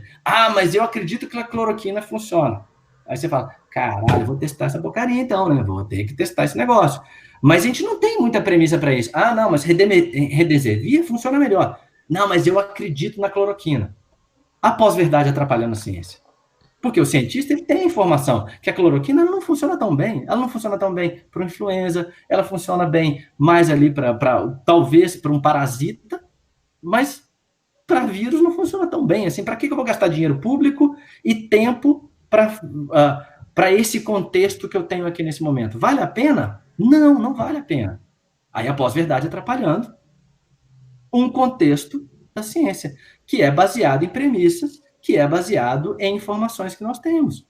Aí eu vou tentar outros antivirais, que é o que a maioria das pessoas da ciência estão fazendo. O consórcio, que a UFMG está dentro, né, que o UFMG está fazendo parte desse consórcio para tentar pesquisar, para tentar achar uma forma, uma solução para a pandemia, ela é baseada nas premissas que a gente tem de informações dentro do contexto científico. Bom, o que é isso importante? É um desafio que nós temos para utilizar a ciência, para tentar, dentro do contexto da pandemia, fazer com que a gente tenha o tratamento. A pós-verdade atrapalha. Como eu falei, a pós-verdade, quando a gente vai pensar, é interessante, o relativismo é interessante. Quando a gente vai pensar no contexto antropológico, é interessante, porque a gente está pensando naquele contexto. Agora, no contexto de resolução de um problema, do vírus, é interessante? Não é. Então, eu tenho que basear na ciência. Ciência tem seus problemas? Temos. Nas limitações? Sim. Ela não é dona da verdade? Não é. Mas, no contexto, ela funciona melhor se eu pensar de uma forma utilitarista. Também é importante colocar, que seria o produto da ciência. Essa é uma coisa legal de discutir agora, só para fechar. Aí vocês podem me perguntar o que vocês quiserem. Pessoas confundem, então, coisas diferentes. O que eu falei para vocês, de exemplo, lei, teoria e hipótese. Toda vez que alguém perguntar para vocês, alguém falar para vocês, é só uma teoria? Você fala, não, é uma teoria. Isso significa que nós temos várias evidências que sustentam um paradigma, que é uma explicação para aquele fenômeno. Lei. Sim, é lei. A lei é um conjunto de explicação matemática para um fenômeno. Lei, a teoria vira lei? Não, não vira. Tá? Hipótese pode virar uma teoria, hipótese pode virar uma lei, e as duas podem caminhar juntas. Beleza? Beleza. Então, essa é a primeira coisa que é importante saber. A outra coisa é em relação à ciência. A ciência tem certeza das coisas? Não, a ciência é baseada na dúvida. Tá? Até a gente fala que a ciência, a frase mais gostosa de escutar na ciência hoje, não é eureka, que essa é uma ideia, a ideia antiga que a gente tinha, tipo, eureka, descobri a resposta dessa coisa. Não. A frase mais interessante hoje na ciência é engraçado. Essa é a frase mais gostosa da ciência hoje. Engraçado. Por que deu o resultado que eu não queria que desse? Que eu não acreditava que ia acontecer? Por que aconteceu um resultado que não era o que eu achava que ia acontecer? Essa é a frase mais gostosa da ciência hoje. Interessante. Engraçado. Tá? Então já muda, já fica uma ciência mais negativista do que positivista. A pergunta é mais importante do que a afirmação. E a última coisa que eu quero falar é essa, que são as 3 coisas que eu acho importantes vocês colocarem, a ciência não é o seu produto. E o produto é a tecnologia. A ciência é a forma de fazer aquele produto. É a forma de construir um conhecimento. Então, quando a pessoa chega... Hoje nós temos um mundo dominado pelo produto da ciência. Dominado pela tecnologia. Dominado pelo telefone, dominado pelo computador, pela internet, pelas mídias sociais, pelo YouTube que a gente está aqui fazendo. Isso é um produto da ciência. O mundo é dominado pelo produto da ciência. Mas o pensamento científico não é status quo. A sociedade, a cultura não é dominada pelo pensamento científico. Não. Lembrando, a Constituição de todos os países não é baseada em ciência. A própria lei não é baseada em ciência. Se a gente considera que uma pessoa ela decide o que ela vai fazer, ou considera que uma pessoa tem meritocracia, isso já não é baseado em ciência. Porque se a gente sabe que o DNA de uma pessoa para outra é diferente e pode alterar, inclusive, a cognição ou a capacidade, a competência de uma pessoa, eu posso falar que uma pessoa tem a mesma capacidade para chegar no mérito aonde a gente vai colocar? Não tem. Então, em nossa Constituição, não é baseado, nossa sociedade não é baseada em ciência. Mas é baseado no produto da ciência. E aí, para fechar essa ideia, tem um livro muito bom que chama O Mundo Assombrado por Demônios, do Carl Sagan, escrito na década de 90, que ele previu isso que aconteceu hoje, 30 anos depois. Ele previu que o mundo dominado por tecnologia, na mão de pessoas que não pensam de forma científica, pode levar ao caos. E hoje nós temos presidentes que têm ferramentas nas mãos, como Twitter, como live de Facebook, como lives da internet, sabem utilizar muito bem o produto da ciência, mas não pensam de forma científica. Pensam de forma ideológica e eles utilizam a ciência para fazer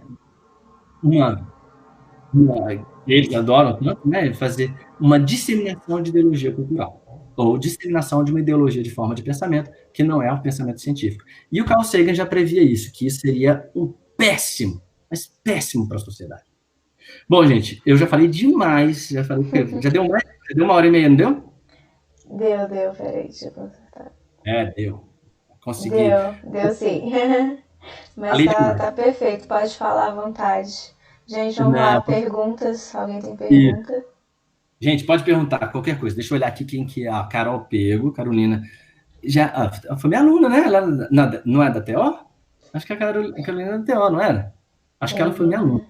Carolina? Ah, não sei. Eu Olha, eu acho tenho que uma foi. pergunta. Pode perguntar. Esses lugares que eles vão postando artigos, por exemplo, BioArc e outros lugares que postam artigos sem ser revisados, o que você acha assim? Você acha que isso é uma coisa que contribui ou é uma coisa que mais atrapalha do tipo, é aquele desespero para ter que publicar logo e ter, né, no nome lá, publiquei. Sim. Essa é uma pergunta muito boa, que é muito engraçado. Como é que às vezes a gente pensa em soluções para alguns problemas? Aí, viu? Carol foi minha aluna. Carol, tem um delay entre a hora que eu falo e a hora que eu vejo vocês me respondendo. Mas eu relembrei do seu rostinho. Legal. Mas é o seguinte, igual a internet, quando a gente pensou da internet, quando ela foi criada, né? Eu peguei bem o comecinho da internet lá na década de 90, quase entrando na faculdade na época. A gente pensava assim, nossa, a internet vai ser sensacional porque ela vai democratizar o conhecimento, vai passar o conhecimento para todo mundo vai ter acesso, vai ser sensacional, fenomenal. A internet vai ser a solução para a ignorância.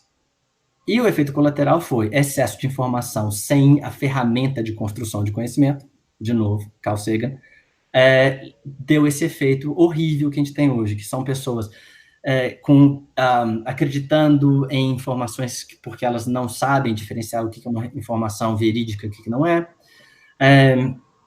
Muito comum, por exemplo, tem um vídeo de um médico agora, não sei se é médico de verdade, falando do que não tem muitas pessoas morrendo, né, com coronavírus e tal, e ele põe o link oficial do governo, mas durante o vídeo ele fala números que não estão no link. E as pessoas não têm a cultura de clicar para conferir se aquilo que ele está falando é verdade. Então ele usa um link verdadeiro do governo, né, dos dados oficiais, mas ele fala no vídeo números que não estão lá. E as pessoas acreditam no que ele falou e não no que está no link, porque elas não olham, não verificam também. Então, mesmo tendo todas essas informações, a disponibilidade de informações da internet, e a gente achou que isso seria sensacional, porque democratizar o conhecimento, aquilo não aconteceu do jeito que a gente imaginava, e hoje a gente vê que a internet está dando mais problemas, principalmente para as eleições, isso tudo, que as pessoas descobriram que é fácil manipular, está dando mais problema do que sendo solução, né? Porque a gente não sabe utilizar. A mesma coisa foi o bioarchive.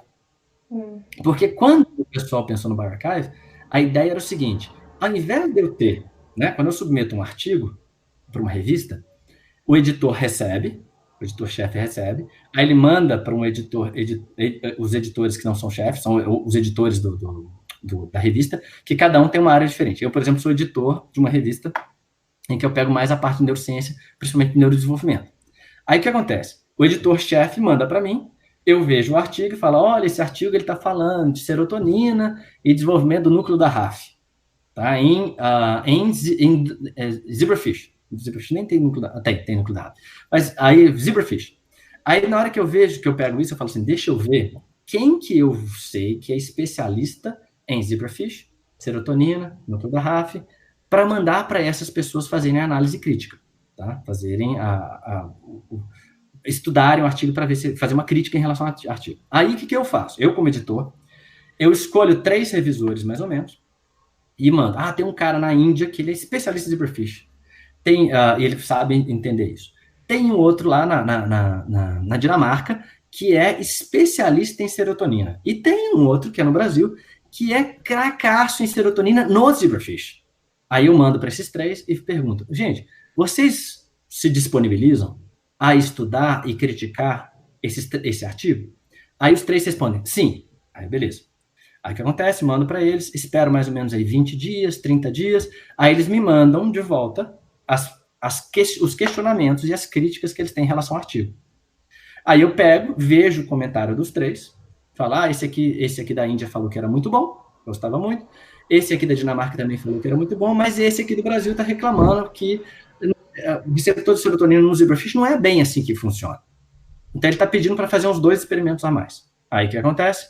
Eu, como editor, eu pego esses 3 comentários, mando de volta para o autor e falo assim, olha, ele pediu para fazer esse experimento a mais porque ele está em dúvida em relação a esses resultados. Aí, beleza. Aí passa 6 meses, os alunos lá fazem os experimentos, o professor escreve de novo, manda de volta para mim. Eu recebo, jogo de novo, mando de volta para os revisores. Os revisores falam assim, esse aceita, aí esse aqui fala, eu também aceito, agora ficou bom. Aí aceitou, o artigo é aprovado. Qual que é o problema disso? Eu tenho opinião só de 3 pessoas. Não é verdade? Por mais que eles sejam especialistas, são 3 pessoas. 3 pessoas que vão olhar se tem algum problema lógico ou de desenho experimental em relação ao artigo. Mas são 3 pessoas. E aí, qual que era a ideia? gente, e outra coisa, essas 3 pessoas, o autor não sabe quem são. Então, os revisores, eles são escondidos, ninguém sabe quem são eles. Então, pode ser que um só de birra, porque nós somos humanos, ele fala, não gostei desse artigo, não. Por quê? Porque ele está fazendo uma coisa igual. E aí o dele pode sair primeiro, entendeu?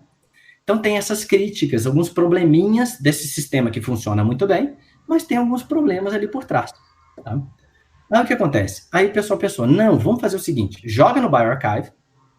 Aí o bioRxiv, ele é aberto, é democrático, todo mundo vai lá, critica, briga, reclama do artigo. E aí, antes de você mandar o artigo para os revisores de uma revista, você já passa por um crivo de críticas de pessoas que são interessadas naquele assunto. Então, você passa por uma melhora do seu trabalho antes de mandar para uma crítica oficial. Excepcional ideia, não é? Seria muito interessante. E de uma forma utópica, maravilhosa, né?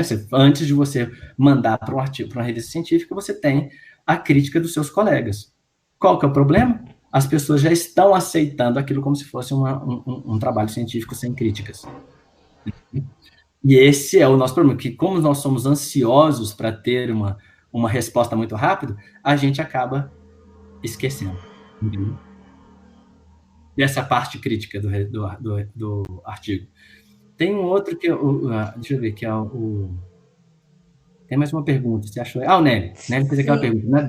Data-driven research pode ser considerado método científico, já que não parte de uma hipótese pré-definida, você simplesmente varre grandes conjuntos de dados e busca de padrões. Nelly, eu vejo o seguinte, nós temos 2 formas, né, da ciência, que é uma ciência mais observacional, né, que seria, eu vou observar se tem, até tirando essa parte de data-driven, seria a cor de um pássaro, se existe uma espécie diferente. Você não vai ter uma hipótese, né, mas você vai ter a busca se existe uma espécie, um pássaro com uma asa, uma cor diferente. Então, é válido, né, é uma forma de ciência também, para você achar esses padrões diferentes. Só que é um primeiro passo, porque depois você tem que testar. Né? Então, é uma forma de ciência importante.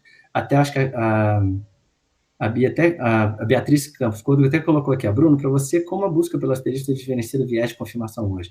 Essa é uma boa pergunta também. Seria basicamente isso também, de você buscar, achar que tem um padrão, né? Você fica buscando aquela diferença de padrão, só que depois você tem que ver se aquilo é verdade.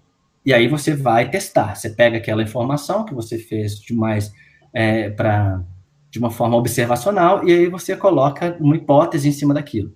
Então, no data-driven, ou busca pelo asterisco, você vai atrás, né, para buscar uma confirmação. O data-driven é um pouquinho mais diferente, né, é mais honesto. A busca pelo asterisco, ele tem mais um viés de confirmação mesmo, ele é mais baseado no seu viés que você quer que apareça, então ele é mais desonesto. É um desonesto honesto, né, porque é um desonesto pelo desespero do aluno de conseguir achar um resultado, porque a gente cria uma cultura que asterisco é mais importante que a falta de asterisco, né? A gente tem essa cultura, esse viés cultural dentro da ciência.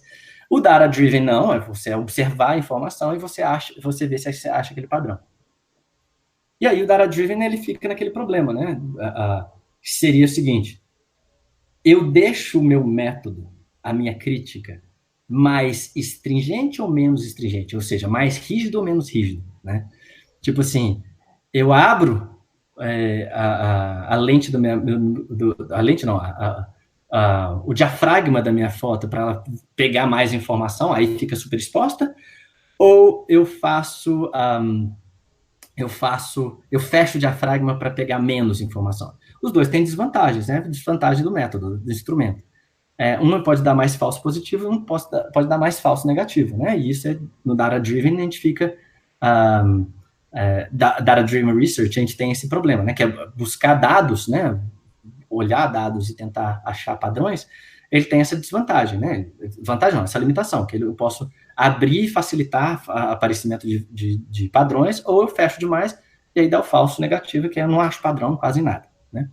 Mas depois que você acha, aí você pega essa informação, eu acho que é uma premissa, você fala, ó, tem essa premissa que foi achar esse padrão, baseado com essa técnica, e agora vamos ver se esse padrão ele é causalidade, vamos ver se esse padrão é um fenômeno da natureza, ou foi uma anomalia pela técnica que eu utilizei.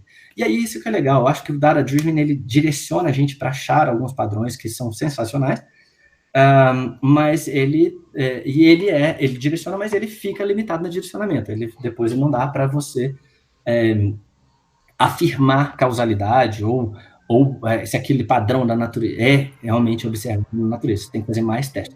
Mas isso todos, né? Eu acho que não é só o Data Driven. Eu acho que qualquer técnica que a gente usa, se a gente usa microscopia, você vê.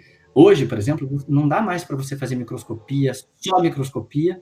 Você faz uma técnica só e fala, não, confirmou. Hoje não. Hoje a ciência, a cultura da ciência, você faz depois faz outro, né? E aí você vai vendo que tem o mesmo padrão de resultados, aí você fala, não, agora fechou, né? Agora tem esse resultado, fica um padrão mais forte. Então, a gente já tem essa crítica interna dentro da ciência para a gente fazer isso. Não sei se respondi, Nelly, depois você me fala, você pode fazer um comentário se tem outra pergunta em cima do que eu falei. A Beatriz acabou falando, mas às vezes a gente vê pessoas que mudam a forma de testar até encontrar o asterisco. Perfeito, perfeito. Essa é outra coisa também que é interessante. A pessoa, principalmente em relação à ferramenta de estatística, né? Ela pode tentar falar assim, eu vou começar usando uma ferramenta de estatística de Bonferroni, que é mais rígido, né? E aí eu faço o Bonferroni, que é um pós-hoc para teste estatístico. Aí depois eu falo assim, não, se eu fizer o Bonferroni, eu tenho mais chance de ter falso negativo, que é, eu não acho associação, não acho essa diferença. Aí não deu certo, você fala assim, eu acho que eu vou tentar, então, o Newman-Coyce. Aí que ele é mais aberto, ele é mais fraco, né? Fraco assim, ele dá mais falso positivo. Aí a pessoa fica buscando asterisco e ela fala assim, não, vou testar agora com outro teste estatístico. Não. O ideal é, quando você faz o desenho experimental, você fala, não, qual ferramenta eu vou usar? Por quê? Porque eu não quero ter um viés que eu quero achar. E aí, obviamente, hoje a gente está, o pós-hoc mais aceito hoje, né, dentro da comunidade científica, está sendo o Tuck, porque ele fica mais ou menos no meio termo. Aí a pessoa fala, não, vou fazer o Tuck. E aí você fixa nessa parte, e você não vai mudar só para aparecer um asterisco. Então, essa honestidade intelectual ela é importantíssima, para a pessoa não sair correndo, usando técnicas diferentes, só para aparecer o que ela quer que apareça, entendeu? Bom, Bia, eu não sei, a Bia, né? Eu não sei se eu respondi. Bia, porque eu já conheço a Bia. Bia, não sei se eu respondi o que você queria. Se tiver mais pergunta, pode falar. E tem mais uma. Pode ir, Tainá? Posso falar outra? Sim, pode ir. Então tá. O Pietro me perguntou aqui, ó, por que a astrologia, uma pseudociência, é tão aceita por pessoas, incluindo as do meio científico? O que a difere em relação às outras, como terraplanismo, antivax, que são repudiadas pela maioria? Boa, Pietro. Gostei. Bom, conversando com vários dos meus colegas, porque eu acho um saco a astrologia. Essa cultura é um saco, eu não consigo me divertir. Mas, conversando com alguns colegas, né, que gostam da astrologia, eles não levam a sério. Eles levam dentro da ciência. E conversando com o viés do grupo que eu converso, tá? Então, dentro desse contexto, eles não levam a sério. Eles gostam da brincadeira, né? Eles se divertem, né? Fazendo mapa astral, essas coisas todas. Mas eles é mais por uma diversão. E aí, nesse caso, se a pessoa coloca como diversão, eu acho que é interessante. Né? Eu acho que é legal a pessoa se divertir. O que eu fico triste é quando são pessoas que ganham muito dinheiro, né? Utilizando essas diversões, né?